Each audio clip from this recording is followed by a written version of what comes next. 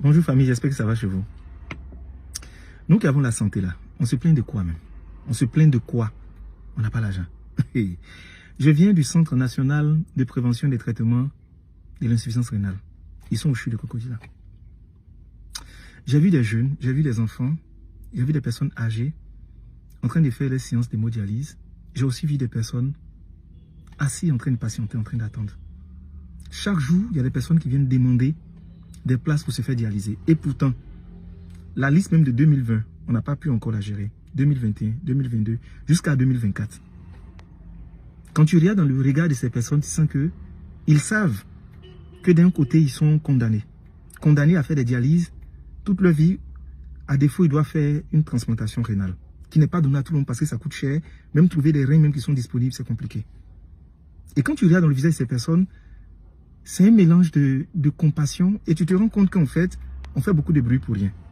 D'abord, nous ne sommes rien, notre plus grand capital, c'est notre santé. Et de deux, il faut passer dans ce genre d'endroit pour comprendre qu'on souffre. Hein. Mais il y a des gens qui souffrent plus que nous. C'est-à-dire, notre situation, on doit rendre gloire à Dieu chaque jour. Parce que ce que des gens vivent autour de nous, c'est parfois, souvent, on n'est pas informé. Tu regardes des gens qui ont été ruinés à cause des séances d'hémodialyse. D'autres ont vendu leur maison, d'autres ont vendu tous les biens. Parce qu'au public, c'est moins cher. 1750 la séance. Sans compter les médicaments. Hein, parce qu'il y a des médicaments que tu dois payer aussi. Mais au privé, on est entre 65 jusqu'à 110 000 francs la séance. Tu dois faire 2 à 3 séances par semaine, sans compter les médicaments.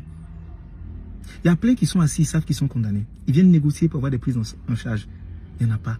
L'État fait beaucoup d'efforts parce qu'il y a des centres qui se multiplient. Mais on me dit que sur la liste d'attente des gens qui demandent des places pour cette dialyse, on a au moins 500 personnes.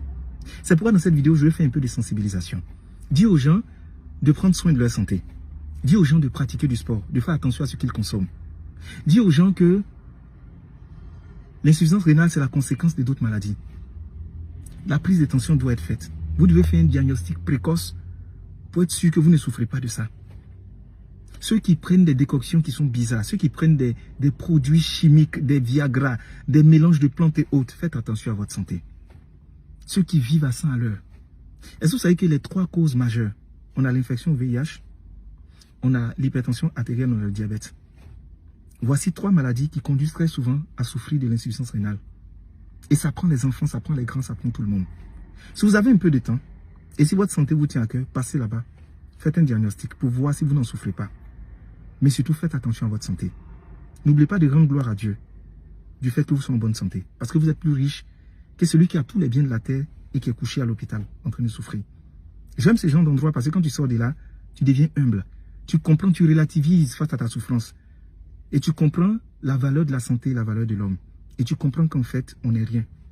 On fait beaucoup de bouche là, on n'est absolument rien. Force à toutes ces personnes qui sont malades. Au revoir.